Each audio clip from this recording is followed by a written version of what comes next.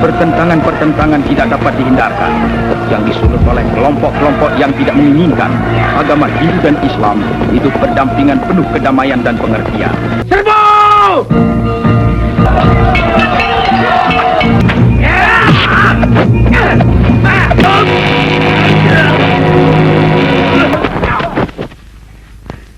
Bagus. Mas Broto! Dalam mimpi.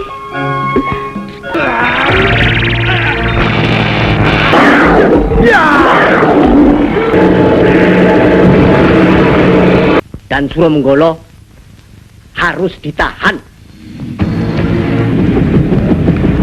Mas Broto.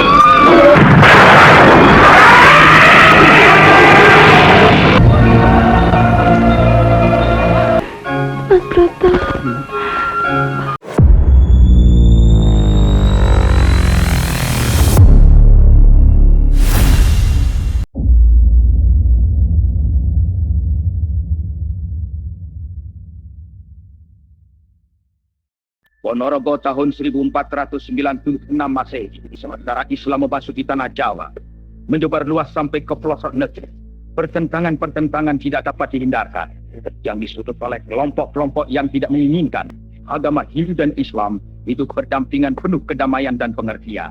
Dalam Islam tidak ada paksaan apapun. Jangan kau mengharapkan aku dan pengikutku menyenangi agamamu. Ki Demang Suryangalam, penguasa saat itu, termakan sebuah fitnah. Ia pun terlibat perang melawan Batara Katong yang diperintahkan untuk menyebarkan agama Islam di daerah Wengker oleh Sultan Demak, Raden Patah, yang tak lain adalah kakak dari Batara Katong. Awas Ki Demang, jangan terpengaruh kata-kata mereka. Surogento, patinya ini, lalu menghasut Ki Demang Suryangalam. Dia berusaha melunakkan hati kita. Tapi pengrusakan tempat-tempat di pada kami adalah hal yang tidak bisa kami terima. Jangan menuduh yang bukan-bukan, Batara Katong. Tentu saja Ki Suryangalam tidak bisa menerima tuduhan dari Batara Katong ini. Rupanya ujung lidah sudah tidak berguna lagi. Serbu! Ia kemudian memerintahkan pasukannya untuk menyerang Batara Katong.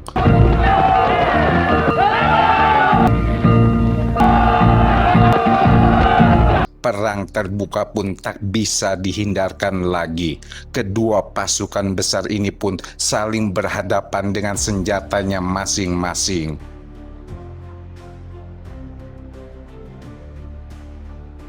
Mereka menerjang untuk menghabisi lawan-lawannya. Pertumpahan darah dari dua kubu yang berbeda agama ini tak terelakkan lagi akibat fitnah yang diembuskan oleh Surogento. Maju! Serang terus! Melihat pasukannya terdesak, Ki Demang Suryangalam lalu menarik mundur pasukannya tersebut. Batara Katong yang ditemani oleh Ki Ageng Mirah dan Pati Selo Aji berusaha mengejarnya. Ayo mundur semua! Kejar dia!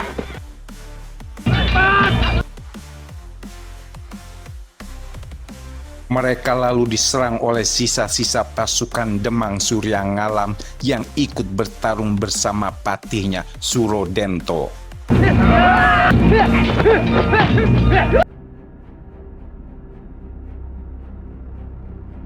Kembali terjadi perkelahian sengit dari dua kelompok ini. Ki Ageng Mirah dan Pati Selo Aji juga tak ketinggalan untuk menghadapi lawannya.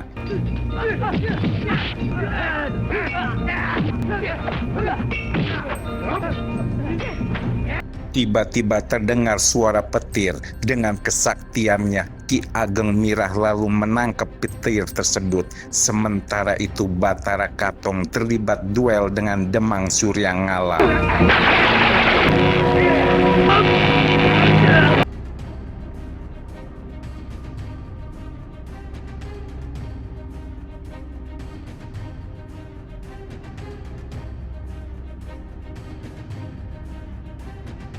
Tubuh sang Demang yang tanpa kepala tersebut lalu berjalan menuju goa di mana kepalanya tadi terhempas.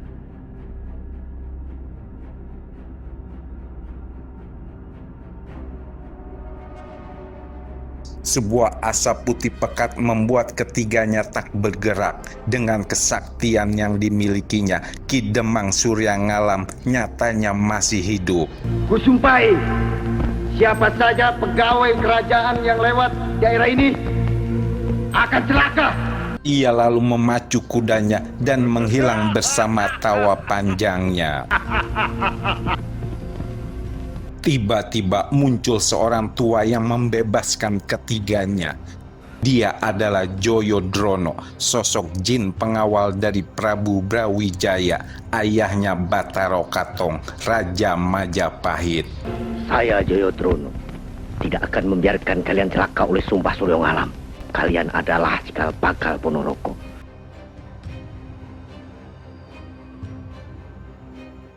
Beberapa tahun kemudian cerita pun bergulir kepada ketiga anak dari Suryangalam. Yang pertama adalah Niken Gandini yang diperistri oleh Batara Katong. Yang kedua adalah Suryolono yang kelak dikenal dengan nama Suro Menggolo. Dan yang ketiga adalah Suro Handoko, berwatak keras dan mau menang sendiri. Kedua anak dari Suryongalam tersebut belajar ilmu kanuragan di Padepokan Argowilis yang dilatih oleh guru sakti mereka, Ki Singobowo. Kelima muridnya adalah Suryolono, Suro Handoko, Guno Seco, Singo Kobra, dan Hongko Joyo. Ingat, kalian satu perguruan berarti satu saudara. Jaga negeri ini dan jangan saling berkhianat. Batara Katong yang kini menjadi Adipati Ponorogo lalu mengangkat kedua anak dari Ki Suryangalam menjadi seorang bupati.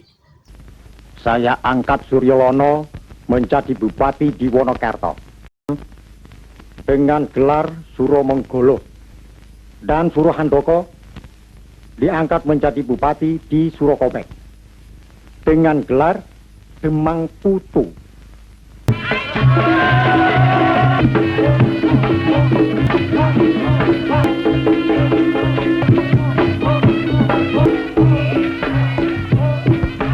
Beberapa tahun kemudian kesehatan Batara Katong pun menurun. Ia lalu mengumpulkan semua anggota keluarganya, termasuk cucu kesayangannya, Raden Subroto. Eyang, dalam aturakan sembah pangabektos, Eyang. Cucuku. Suminten, putri angkat Suro Handoko ini nampak tertarik kepada Raden Subroto. Namun Subroto malah melirik ke arah Cempluk, putri dari Suro Menggolo. Batara Katong pun kemudian mengangkat putranya sebagai penerus dirinya dengan gelar Panembahan Agung. Mengenai kedudukanku sebagai adipati yang akan digantikan oleh putraku yang kelak akan menjadi Panembahan Agung. Matur sembah nuwun, Romo. Sesaat sebelum meninggal, Adipati Batara Katong lalu berpesan dan menitipkan semua keselamatan keluarganya kepada Suro Menggolo yang diangkat sebagai Manggala Prajurit sekaligus menjadi Demang di Wonokarto. Suro Menggolo diangkat menjadi Manggala, ia prajurit sekaligus jadi Demang di Wonokerto. Batara Katong ini sangat mempercayai Suro Menggolo yang bisa menjaga keluarganya. Lalu tak lama kemudian sang adipati ini pun menghembuskan napas terakhirnya.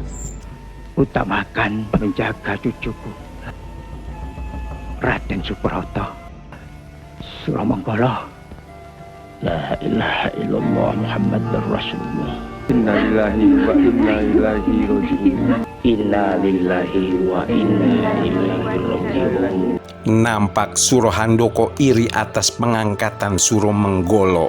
Suro Handoko pun lalu menumpahkan kekesalannya di depan 4 saudara seperguruannya yang lain. Aku diangkat menjadi Demang di daerah yang kurang subur.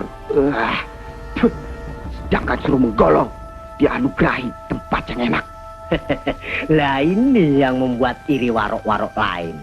Mereka bersepakat untuk menyingkirkan Suro Menggolo dan meminta restu terlebih dulu kepada sang guru Ki Singobowo. Tentu saja sang guru pun sangat marah mendengarnya. Apa yang pernah ia nasihati tidak dituruti oleh keempat muridnya ini. Astagfirullah. Setan apa yang merasuki mereka? Sementara itu, Suminten yang sudah tergila-gila kepada Raden Subroto melihat kedatangan Suro Handoko seperti Raden Subroto di matanya. Mas Broto. Mas Broto.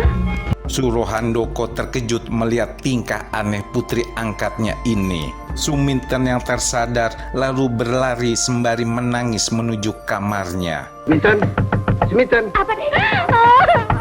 Sejak pertemuannya di Kadipaten, anak kita selalu mengingat-ingat Raden Subroto. Melihat anak gadisnya tergila-gila kepada Raden Subroto, Suro Handoko lalu menemui ayah asli dari Suminten, yaitu Guno Seco. Sekarang ada apa dengan Suminten? Saya ingin kawin dengan putra Adipati, Subroto. Keduanya kemudian berniat untuk menculik Raden Subroto. Tepat tengah malam, Guno Seco lalu melancarkan ajian sirepnya ke arah Kadipaten. Suro Menggolo pun berusaha menahan ajian dahsyat tersebut.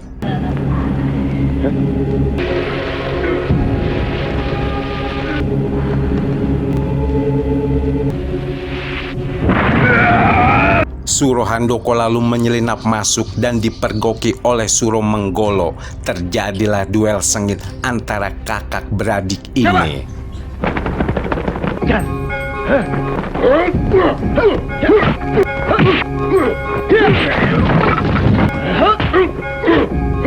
Suro Handoko lalu melesat melayang dan dikejar oleh Suro Menggolo yang tak ingin membiarkan lepas begitu saja.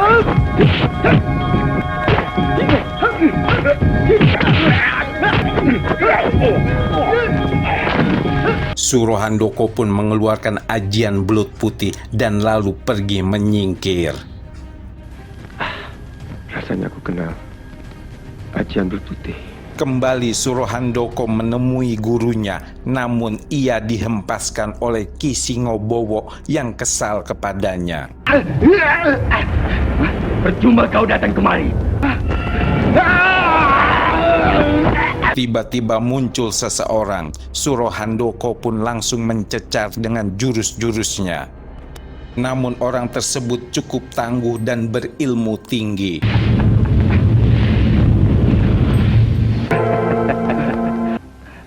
Paman Surogento, dendammu adalah dendamku juga. Rupanya ia adalah Surogento, bekas patih Ki Suryangalam. Kedua orang yang sama-sama memendam dendam kepada keluarga Bathara Katong ini pun bertemu. Surogento lalu memberitahukan sebuah keris sakti milik Suryangalam yang berada di sebuah tempat. Dulu ayahmu memiliki keris bernama Condong Lawe. Keris itu sakti mandraguna. Mari. Lihat pohon aneh itu. Lo. Ia akan membawamu ke hutan Seredong. Suro Handoko lalu memeluk batang pohon tersebut dan langsung melesat ke sebuah goa di mana keris Condong Lawe berada.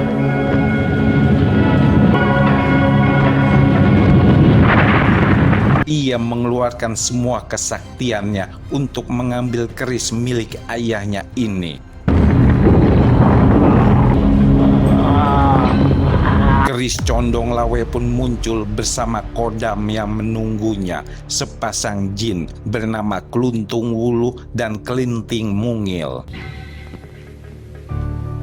Mas Broto, aku tresno. Suro Handoko kembali ke rumah dan ia melihat kelakuan Suminten yang semakin parah mendambakan Raden Subroto. Ia pun kemudian melakukan ritual untuk mengeluarkan sepasang jin yang berada di dalam keris Condong Lawe. Kalian bawa Raden Subroto mari. Baik. Kedua jin ini pun langsung melesat menuju kadipaten dan melumpuhkan para penjaga.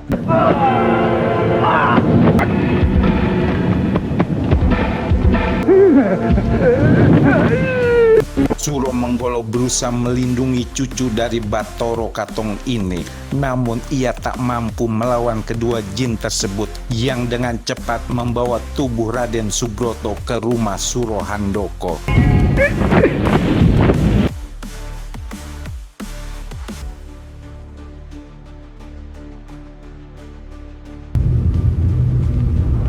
Apabila besok pagi belum bangun juga, cabut saja bulu kakinya. Sementara itu Bondan Sariti memasuki kamar Roro Kuning, istri termuda dari Bathara Katong. Ia tergiur oleh kecantikan Roro Kuning yang menggoda ini. Mas Broto hilang. Ada apa?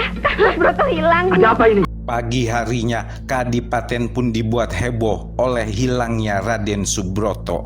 Bondan Sariti pun menyelinap keluar dari kamar Roro Kuning. Mas, gimana nih? Bagaimana? Nampak Adipati Panembahan Agung murka kepada para penjaga. Bondan muncul mencuri perhatian dengan mengkambing hitamkan tanggung jawab dari Suro Menggolo atas menghilangnya Subroto. Subroto hilang kan? Iya. Mana Suro Menggolo? Ya, dia yang bertanggung jawab semuanya. Suro Menggolo yang datang langsung memberikan penjelasan kepada sang Adipati. Semalam, seperti ada kekuatan yang dahsyat yang buat aku tak berkutik. Aku terlempar tak sadarkan diri. Saya rasa dia tidak becus mengembalikan Raden Subroto. Untuk itu sebaiknya adakan sayembaranya. Adipati ini pun lalu mengikuti nasihat dari Bondan untuk mengadakan sayembara. Barang siapa bisa menemukan Raden Subroto akan dijadikannya sebagai senopati. Pokoknya sayembara jalan terus. Ya.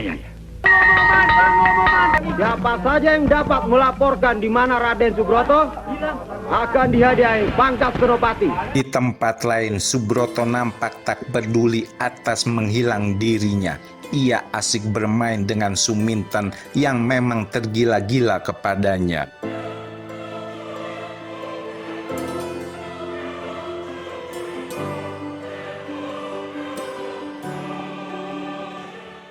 Jabatan yang menggiurkan dari sayembara sang Adipati membuat Hongko Joyo mendatangi rumah Suro Handoko untuk memastikan keberadaan Raden Subroto.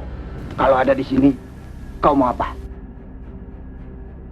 Berarti kau mau membawa aku ke Kadipaten? Iya, berikut Raden Subroto. Sementara itu, Singo Kobra juga mendatangi kediaman Suro Menggolo. Ia mengira Raden Subroto ada di rumahnya Suro Menggolo. Bawa cepat kemari. Bagaimana mungkin aku yang... Bagaimana mungkin aku yang mencurinya? Perkelahian pun berlanjut. Suro Menggolo berusaha menghindar dan menahan serangan-serangan dari Singo Kobra.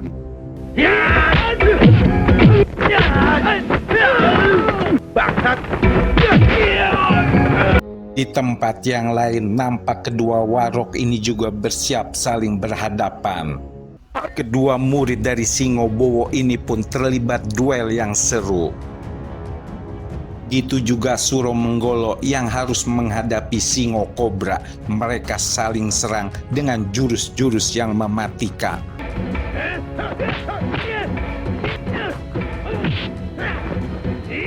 Tendangan Suro Handoko membuat lawannya terpental melayang. Mereka pun bertarung sengit, saling hantam.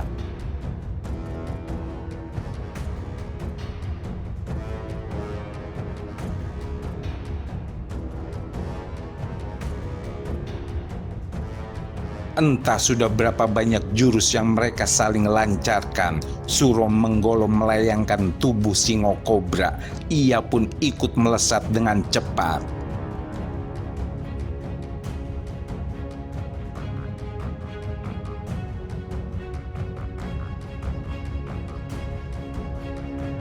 Olah kanuragan keduanya nampak seimbang. Suro Menggolo melancarkan pukulan dan tendangan yang membuat Singo Kobra terdesak.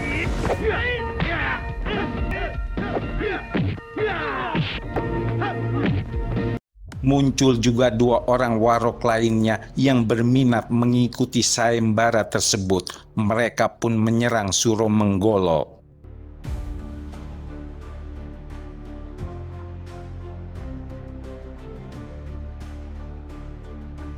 Keduanya silih berganti menghadapi Suro Menggolo yang sedikit keletihan sehabis melawan Singo Kobra tadi.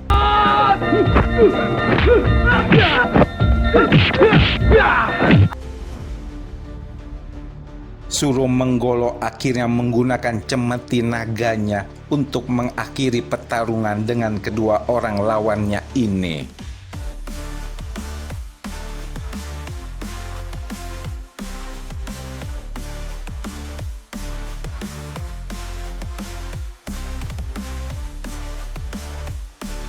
Di tempat lain, duel sengit antara Suro Handoko dan Hongko Joyo juga masih berlangsung.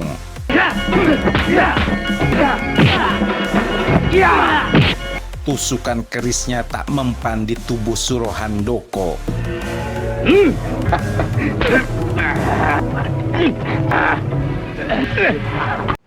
Adik Suro Menggolo ini lalu mengempaskan tubuh Hongko Joyo berkali-kali. Ia juga lalu mengeluarkan senjata cemetinya.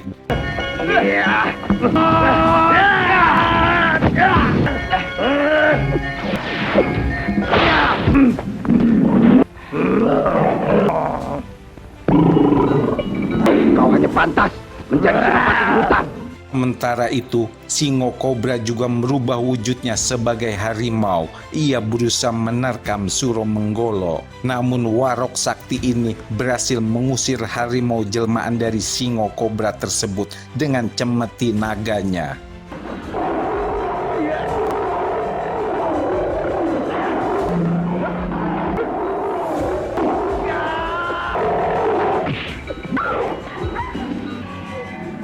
Beberapa saat kemudian, Suro Menggolo yang dibantu oleh Joyodrono berhasil menemukan dan membawa Raden Subroto ke rumahnya.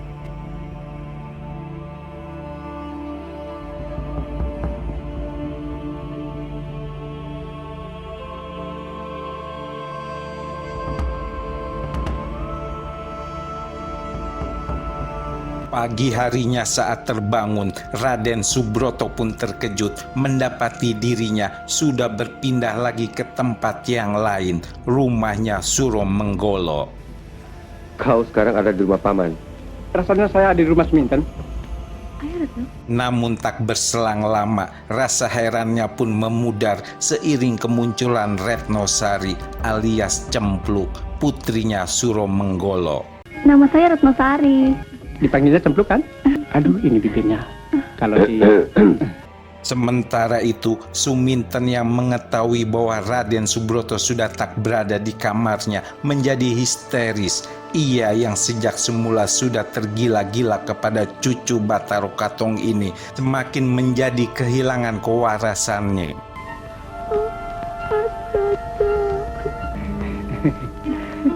Di tempat lain, nampak Subroto juga semakin nyaman bersama Cempluk.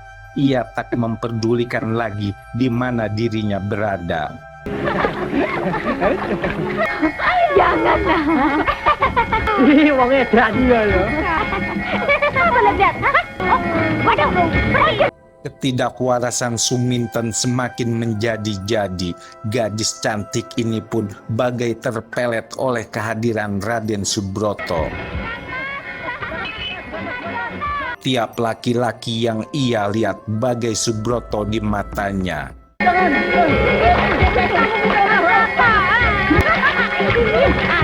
Suro Handoko pun nampak kewalahan untuk menyadarkan anak angkatnya ini. Setiap saat ia harus mengejar-ngejar Suminten yang hilang kendali. Hingga suatu saat hampir saja Suminten tewas jika saja Suro Handoko tak cepat melesat untuk menangkap tubuhnya. Cepetan, Rata. Ini, Mas.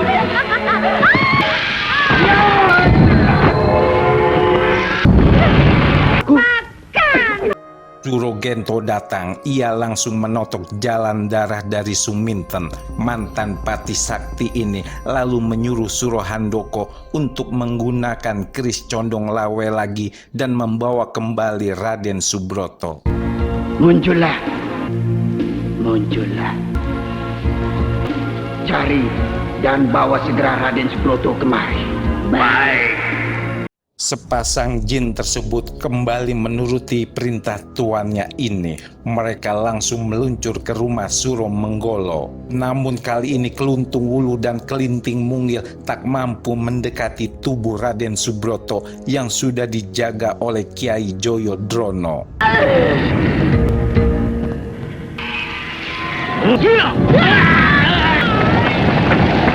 Adu ilmu dari para jin kodam ini pun berlangsung sengit dan saling mengeluarkan ajian saktinya. Namun kedua jin penunggu keris condong lawe tersebut tak mampu melawan kesaktian dari pengawal yang menjaga semua keturunan Raja Majapahit ini.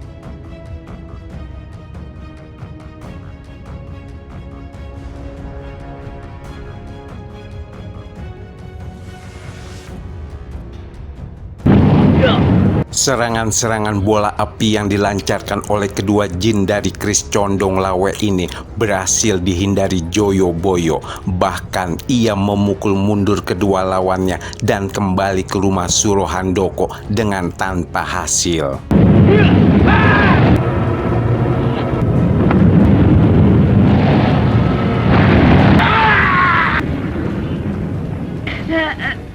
Ampun Kiai, dia di rumah Suro Menggolo dijaga Joyodrono Kiai.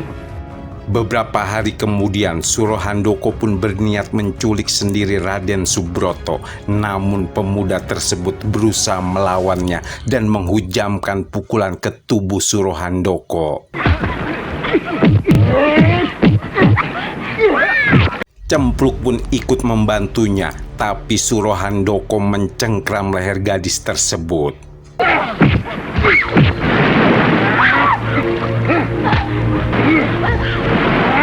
Dan hampir saja ujung tombak menghujam tubuh mungil tersebut kalau saja tak digagalkan oleh Singo Kobra. Angkah bodohnya kamu, Singo Kobra, membunuh seorang wanita.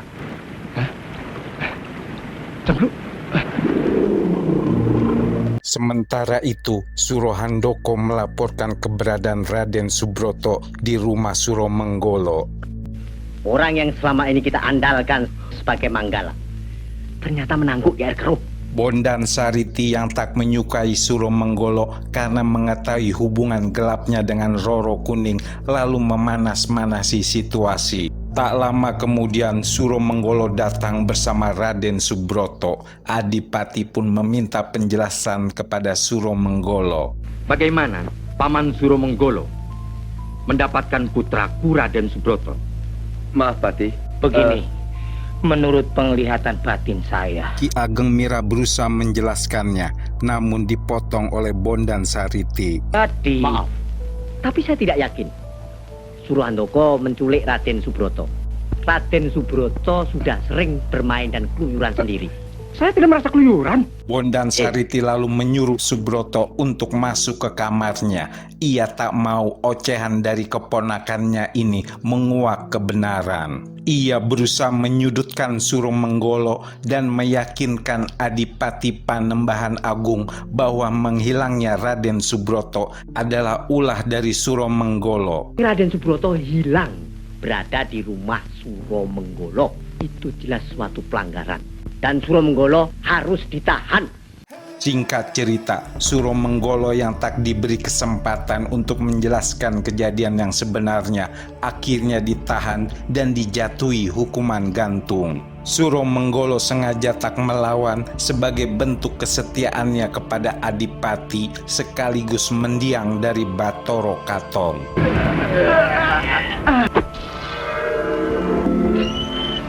Kau tidak bersalah. Kenapa kau diam saja? Aku diajarkan oleh guruku untuk mengabdi dan setia kepada Adipati. Mendengar keteguhan hati dari Suro Menggolo membuat Kiai Joyodrono mengambil tindakannya sendiri. Keesokan harinya ia mendatangi kamar Raden Subroto dan merasuki tubuhnya. Seketika Subroto yang sudah dimasuki roh Kiai Joyodrono ini bagai orang yang kesurupan. Ia pun menghajar beberapa pengawal dan langsung menuju ke tiang gantungan.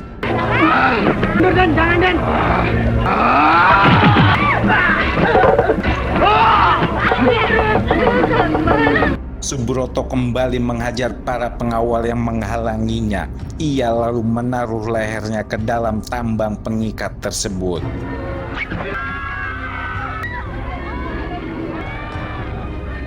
Dengan kekuatan dahsyat milik Kiai Joyodrono, Subroto pun merubuhkan tiang besar untuk menggantung tersebut.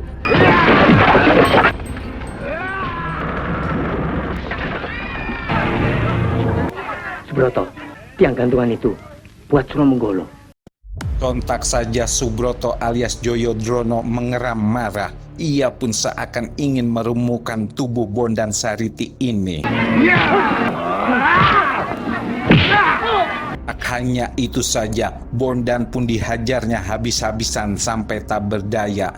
Tubuhnya pun diseret dan kemudian dihempaskan ke dalam keputren.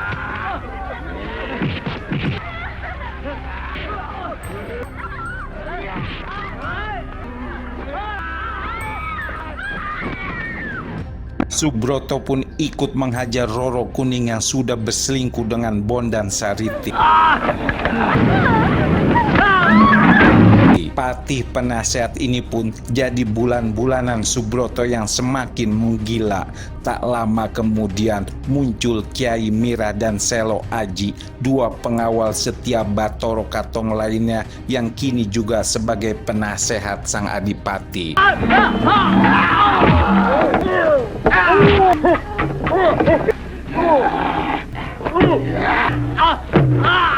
Hentikan hal ini. Bebaskan Suro Menggolo. Akhirnya setiap yang busuk pasti berbau, dan tiap kebenaran itu cepat atau lambat pasti muncul sebagai pihak pemenang. Aku mendapat wangsit. Paman Suro Menggolo harus bertarung dengan Suro Handoko. Siapa yang benar dan salah harus diuji. Suro Menggolo dan Suro Handoko, kakak beradik ini harus bertarung untuk membuktikannya. Lebih baik Kang Mas mengaku kalah dan salah. Kalah tidak jadi persoalan. Dituduh salah, itu yang harus dibuktikan. Keduanya pun lalu berduel seru, saling menyerang dengan jurus-jurus kesaktiannya.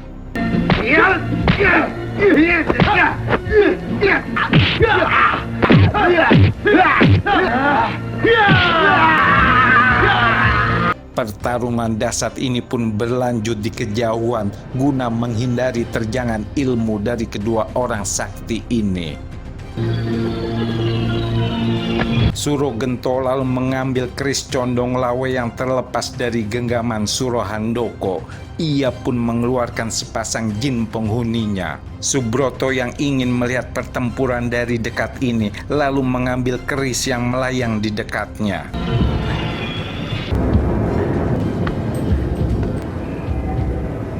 Tubuhnya pun kembali dirasuki, namun kini oleh sepasang jin yang jahat.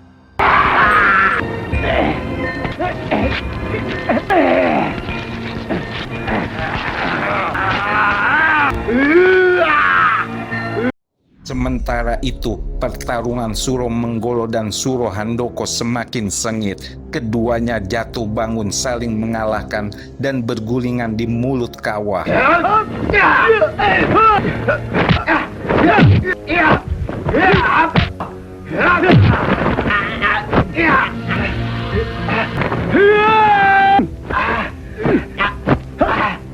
Suro Menggolo berhasil mendesak sang adik yang nampak kewalahan ini. Kalau saja kau bukan adikku,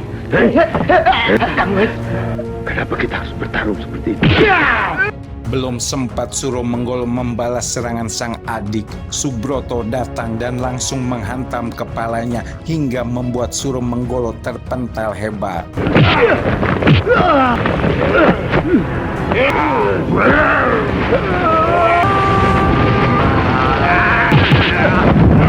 Suro Menggolo lalu mengeluarkan pusaka Riyungbang dan tiba-tiba muncul Kyai Joyodrono.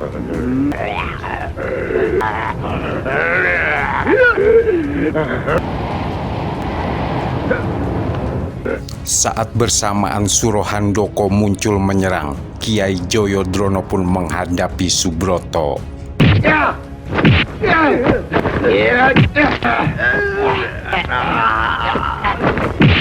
Duel kakak beradik ini kembali berlanjut. Kesaktian keduanya seakan seimbang. Mereka sama-sama mengeluarkan cemeti saktinya.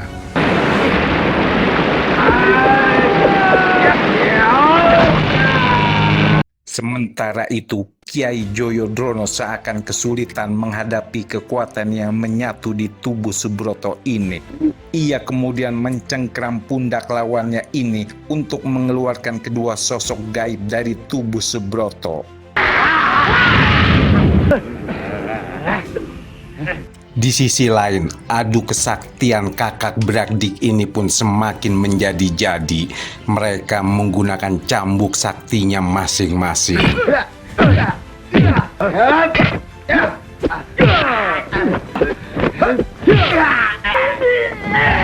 Lenting mungil kini merasuki tubuh Suro Handoko. Keluntung wulu dibuat tak berdaya oleh Kyai Joyodrono yang menggunakan tasbih saktinya ini. Jin jahat tersebut masuk kembali ke keris pusaka, lalu sang Kyai pengawal ini menancapkannya di sebuah goa.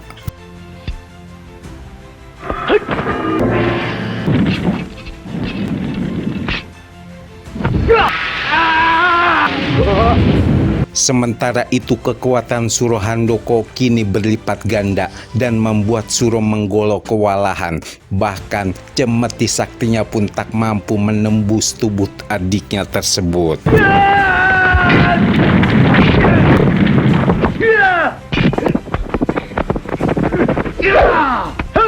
Suro Menggolo malah terkena hantaman cemeti lawannya ini dan membuatnya terhempas. Suro Menggolo lalu memutar cemetinya dan merubahnya menjadi seekor ular naga.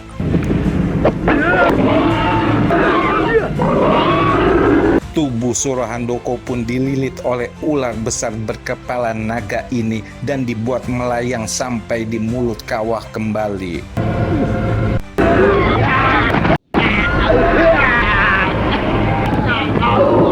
Dua kekuatan beradu dahsyat, ular naga dan harimau, adalah gambaran dari ilmu kedua murid-murid Ki Singobowo ini.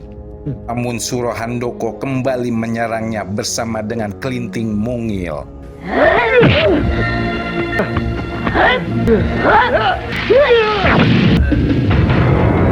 Kyai Joyodrono dengan cepat melemparkan tasbihnya dan melemparkan tubuh kelinting mungil ke dalam kawah.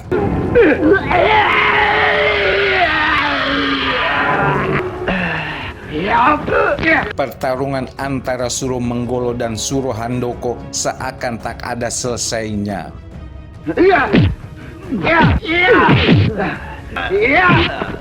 Suro Menggolo terjerat cemeti milik adiknya ini. Ia dihantam berkali-kali hingga tak berdaya dan mengerang menahan sakit.